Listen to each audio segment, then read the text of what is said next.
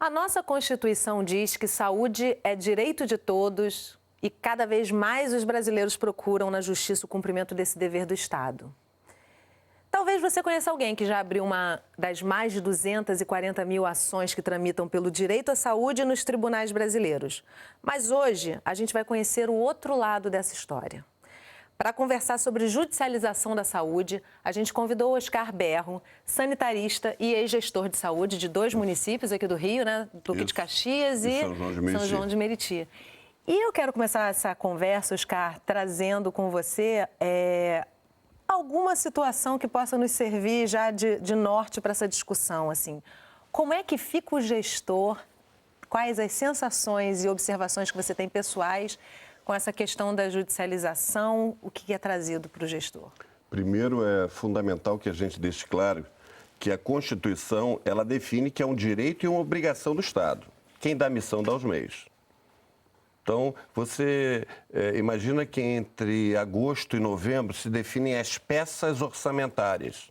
Nenhum gestor, nem eu quando estava gestor, e nenhum dos mais de 5.500 gestores nacionais de saúde, como peça top de cada sistema, tem como antever qual vai ser a demanda judicial. Então, você imagina que entre um paciente com uma demanda de um medicamento para câncer oncológico, que ele custe R$500 mil, e o juiz defere a entrega desse material. Quanto ele vai tirar e de que programa ele vai tirar da saúde que ele orçamentou no ano anterior, em agosto, para poder cumprir essa demanda. Esse é o primeiro. Então, antes que você vá para o segundo, eu vou te interromper para te perguntar o seguinte. Essa demanda, ela é tripartite, né? Então, assim, não Federal, necessariamente... estadual... No caso de um tratamento para câncer, por exemplo, o município arca com isso? Dependendo do município, também. Porque o juiz, ele determina a qual entidade se apresentar. Sim, mas aí eu te pergunto, o juiz ele tem conhecimento dessa divisão tripartite? Não tem. Isso... São poucos os juizados em cada um dos estados que nós temos que têm especificidade ou comissão específica para determinar isso. As pessoas, quando entram com a demanda na justiça, elas entram sexta-feira, 6 da tarde, quer dizer, o juizado já terminou a sua atividade, entram de plantão, normalmente perto de feriado, Carnaval, Natal, Ano Novo. Nós já esperamos, os gestores já esperam, 6 da tarde, 5 da tarde, que chegue um oficial de justiça com um mandado de cumprimento imediato. Alguns são imediatos, outros são de 24, outros de 72 horas. Num final de semana... Onde é que você recebe Onde é que você recebe? Onde é que você consegue o produto? Quando é um medicamento, e quando é o tratamento, e quando é uma cirurgia, e quando é o CTI. Quer dizer, existe uma falta de regulação disso tudo, e mais do que isso, qual o recurso financeiro que vai ser liberado? De qual rubrica eu vou tirar de um pré-natal para poder cumprir essa demanda, que é uma determinação constitucional? Por isso, os deputados, os senadores, teriam que se debruçar sobre essa necessidade de que recursos financeiros sejam encaminhados para a saúde, porque é direito deles, dos deputados e dos senadores. Porque eu não preciso do SUS, o SUS tem tudo. Tá desde um passaporte, uma liberação de uma vacina, até a aprovação de um produto. Então, me conta uma história de uma vivência dessa, assim, interessante. Que eu tenho algumas que são interessantes. Primeiro, eu recebi uma demanda de um determinado juiz, aqui no Rio de Janeiro. Eu estava no Estado, eu era superintendente do Estado, e eu recebi uma determinação de cumprimento imediato. 29 caixas de sildenafil. Que é um medicamento? Um medicamento para ereção, teoricamente, mas ele é também para doenças pulmonares graves. Mas 29 medicamentos, como é que eu conseguiria quebrar essa lógica de um advogado, que às vezes ele escuta o discurso de uma família ou de um paciente e ele passa para o papel isso. Então ele bota essa tinta mais vermelha do que ela é. A nossa legislação ela é de convencimento, né? O melhor argumento vai vencer aí, não é uma questão do SUS. O advogado diz, em caso, se ele não receber, ele morre. E o juiz vai dizer, não, eu não vou deferir esse pedido, ele defere. 29 caixas de sildenafil por mês. 29 caixas de sildenafil, eu pedi uma audiência com o juiz, fui lá e disse, esse paciente tem uma vida sexual mais ativa do que a sua, juiz. Olha, isso é um Viagra. Olha a lógica. O que justifica? Qual laudo de qual médico justifica? E ele olhou e não tinha, mandou chamar o advogado. Tinha necessidade sim, mas não daquela quantidade. Um outro paciente, isso foi uma sexta-feira, veio o paciente com um profissional.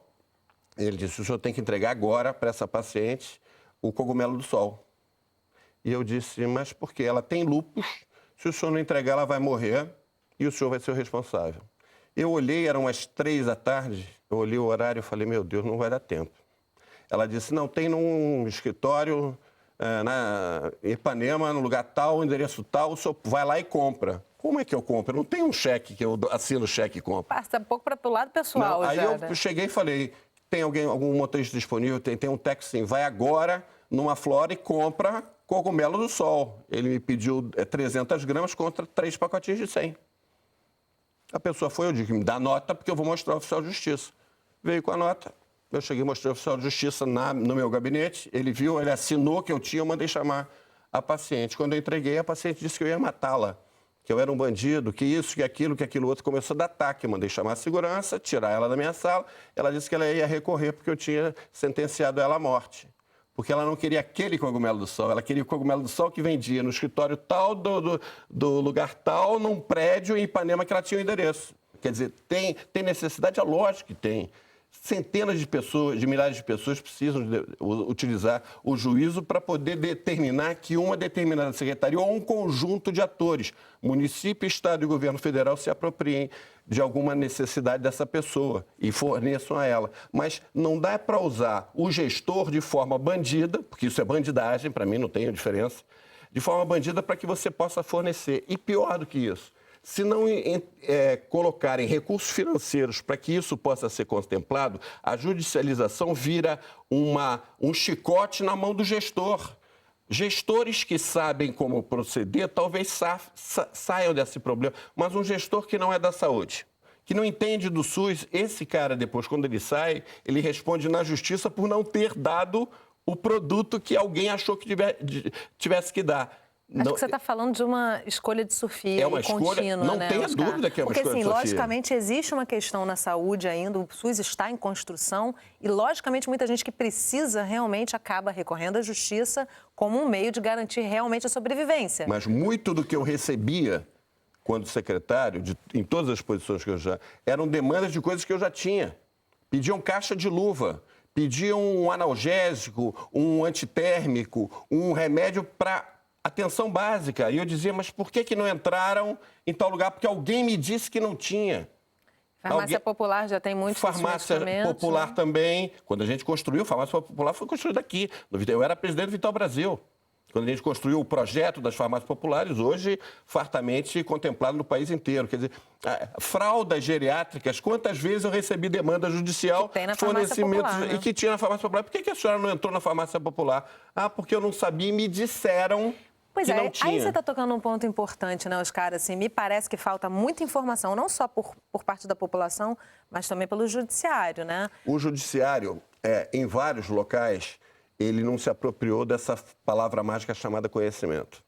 Em outros locais, como o Rio de Janeiro tem comissão específica para tratar disso. No MP, no Ministério Público Estadual. E o que muda com isso? Muda porque qualifica o pedido. O pedido vem qualificado. Ele, quando vem para o município, sabe-se que nesse município tem condição de suprir. Ele não fica inopinadamente dando um tiro no Ministério da Saúde, um tiro no Estado e um tiro no município. Isso também faz com que uma solicitação que não seja de obrigação da prefeitura, do município, por exemplo, seja encaminhada para o governo federal ou para o Estado? Encaminhada para outro ente ou consorciada.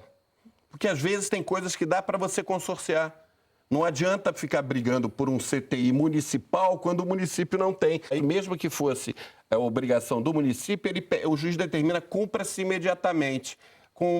Determina em 24 horas. Como é que você consegue colocar esse paciente no local se você não tem nem a planta, o arsenal para resolver esse problema nesse determinado município? Ele tem que fazer isso consorciado com um conjunto de outros municípios. Então, não é tão fácil como eu estou dizendo, como a gente está colocando, mas existem formas e maneiras de resolver. Primeiro, conhecer o problema. Segundo, descobrir se de verdade a necessidade dele existe, né? Para que seja resolvido o problema no todo. Não adianta ficar adorando a pílula e só resolvendo de um, Porque o exemplo de um vira o exemplo de todos, da sociedade como todo. Então é interessante a gente ver um pouquinho também como é que funciona isso, né? O que compõe essa questão da judicialização da saúde. A gente tem uma matéria, que a gente vai mostrar no próximo bloco, e depois também vamos chamar uma representante do Conselho de Saúde para ver onde é que entra o Conselho aí nessa discussão. Perfeito. Então, no próximo bloco, a equipe do Infamília foi ouvir um paciente, um gestor e representante do Ministério Público, além de outros brasileiros que lidam com a judicialização da saúde. O intervalo é rapidinho, não sai daí que a gente volta já.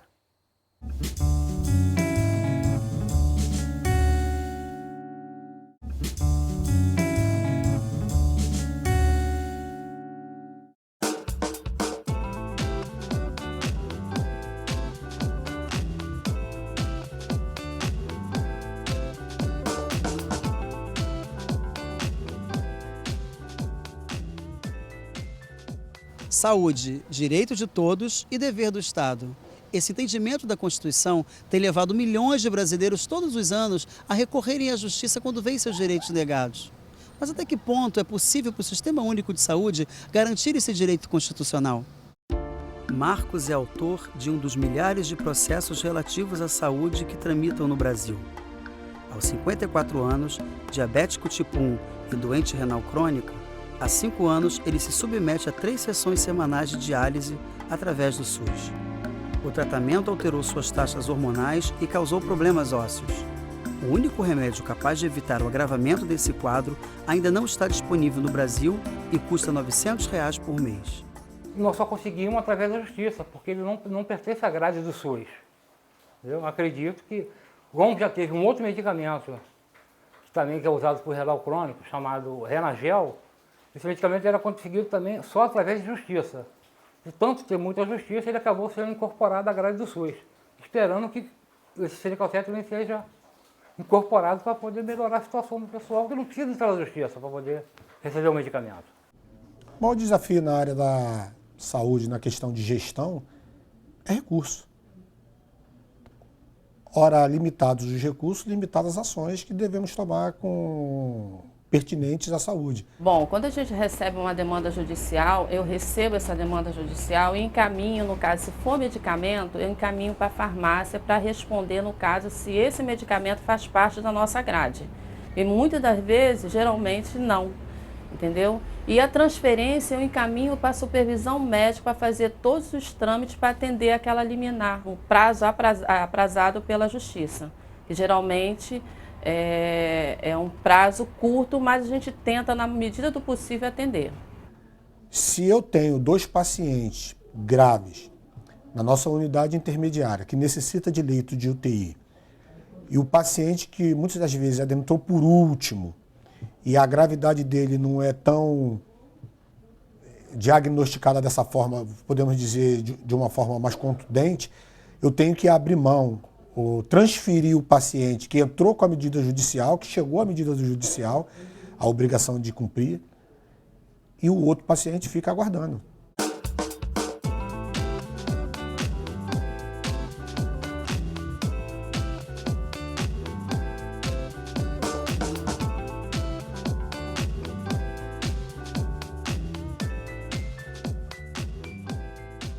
O Ministério Público ele foi previsto na Constituição de 88 como uma instituição que deve zelar pela relevância dos serviços públicos. E a saúde ela é um serviço público de relevância social e, portanto, cabe ao Ministério Público, através dos seus órgãos e dos seus promotores de justiça, a defesa, tanto individual, dependendo da situação da pessoa, se ela está numa situação de vulnerabilidade social, no caso de uma criança ou um adolescente, sem representante legal, ou num caso de tutela coletiva, né, mais complexo, que envolve políticas públicas relevantes de saúde, a intervenção do Ministério Público.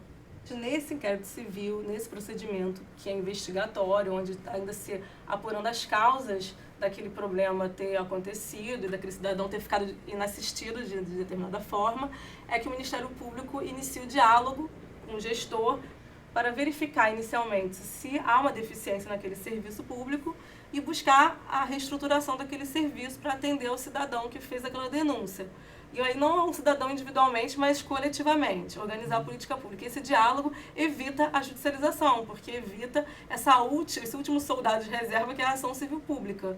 Hoje, pelo menos aqui em São João, nós montamos o GAT, um grupo de apoio técnico, que através de um termo de parceria foi montado um grupo com a Defensoria Pública, a Defensoria Municipal, a Estadual, a Federal, junto com a Secretaria Municipal de Saúde, Secretaria de Ação Social e Direitos Humanos. Hoje, quando o assistido ele vai implementar uma ação, antes de que essa ação seja implementada, nós temos um grupo e automaticamente, aonde o munícipe está dando entrada, as pessoas, o órgão, ele já faz o contato dentro do grupo, se tem como a gente atender, ou quem pode atender aquela demanda que está sendo imposta naquele momento. O que chama atenção é que a judicialização nada mais é do reconhecimento de que a política pública no âmbito, né, da gestão do SUS, ela está desorganizada ou ela está com alguma deficiência. Então a judicialização ela representa um alerta, um sinal vermelho de que por que o cidadão não obteve aquele tratamento ou aquele procedimento no sistema público de saúde e precisa então de uma decisão liminar do judiciário para assegurar esse direito. Muitos deles passaram através do mandado judicial na frente de pessoas muito mais graves. Existe protocolo definido para urgência e emergência. Por exemplo, uma pessoa de 86 anos com AVE isquêmico muito severo, já com morte cerebral, ele não pode passar apenas um jovem de 18 anos com uma queda de moto. E acontece isso todos os dias. Falando de maneira bem simples, ela é necessária sim para os casos em que é preciso que o juiz, né, dê uma liminar, até para o gestor que não consegue se organizar, ter conscientização daquilo e ser mais profissional com a política pública que ele está gerindo, mas ela também, de certa forma, desorganiza o sistema, porque muitos gestores muitas vezes deixam até de licitar a compra de medicamentos porque o juiz já está determinando isso através das ações judiciais. Então isso fere todo um planejamento que é previsto dentro das normas do Sistema Único de Saúde e que esse planejamento não é para criar mais burocracia, é para garantir a equidade mesmo do atendimento e o acesso para todos. Então, enquanto não houver essa consciência, né, e a judicialização ela é uma realidade, ela acaba vindo a desestruturar o sistema.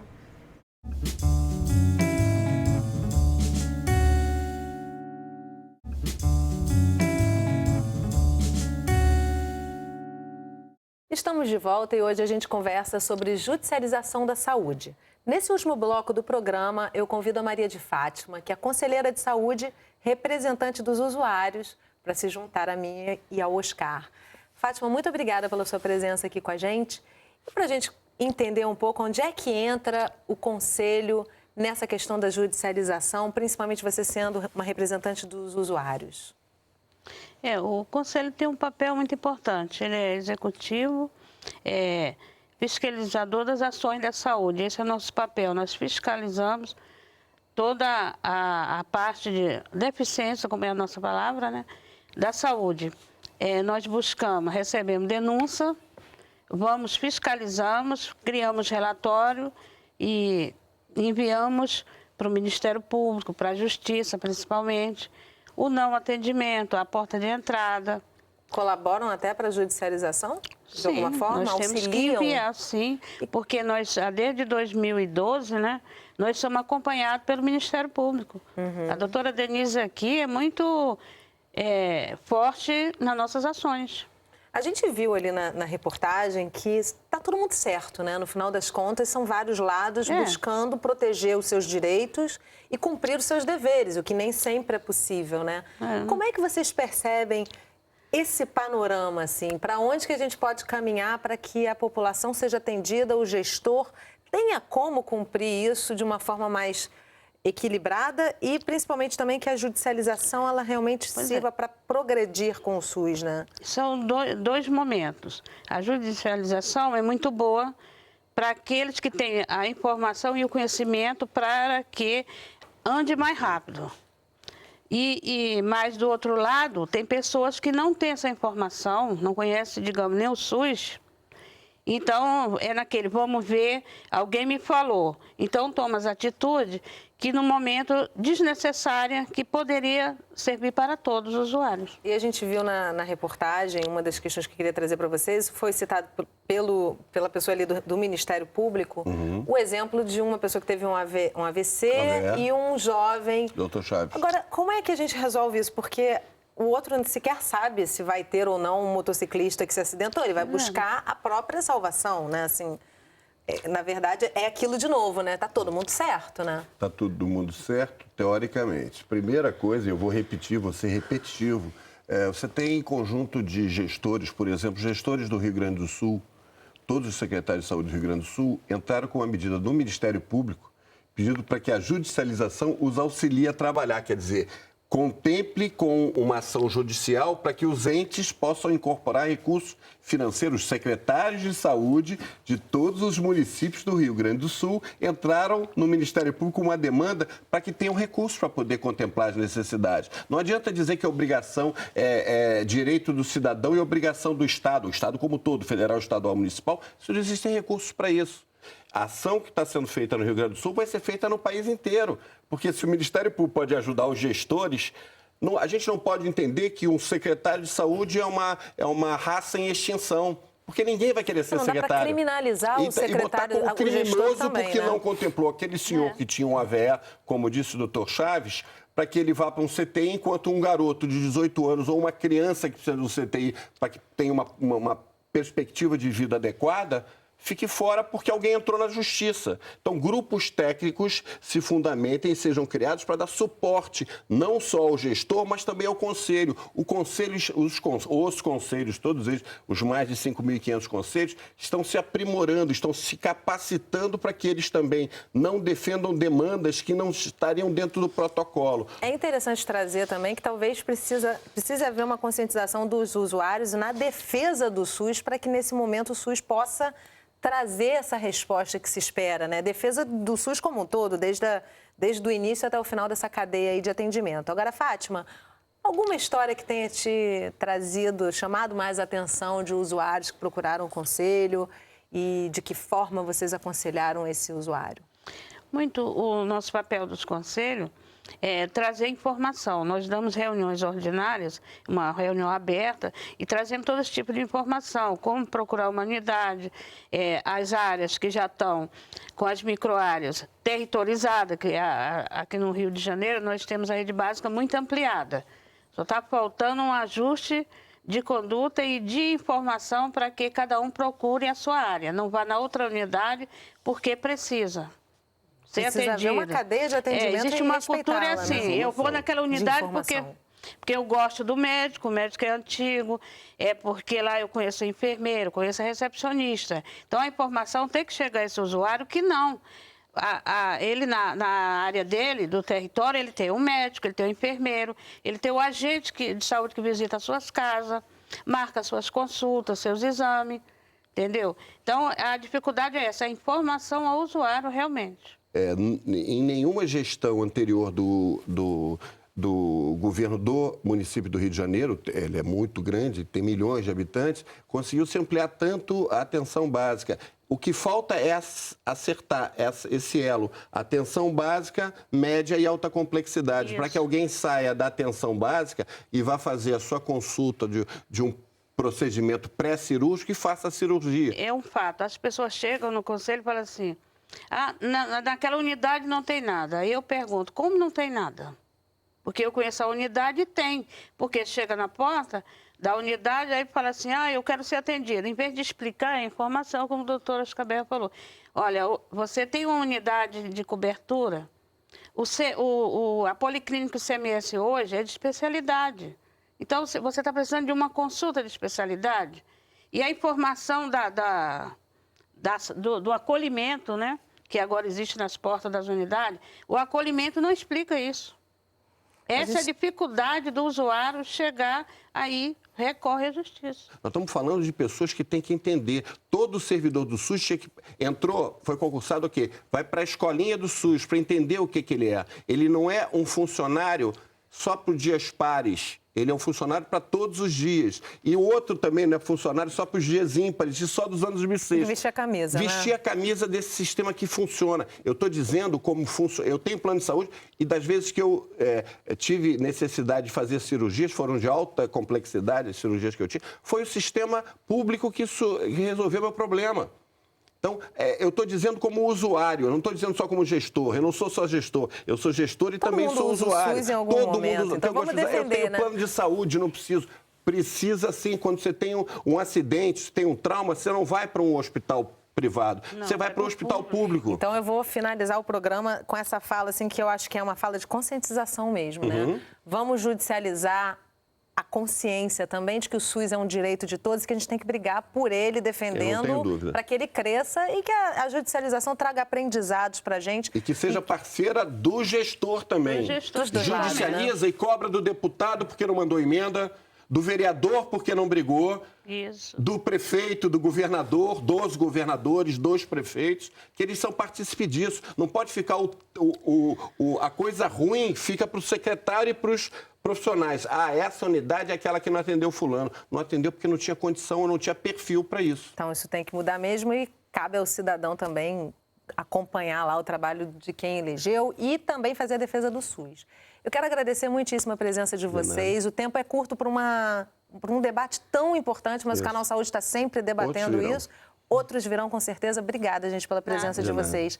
E obrigada a você também, que acompanha a nossa conversa aqui pelo canal, pela internet ou por um dos nossos canais parceiros. Se você gostou do programa ou quer sugerir um assunto, mandar uma mensagem, entra na nossa página no Facebook, curte lá. Eu te espero na nossa próxima Conversa em Família. Tchau.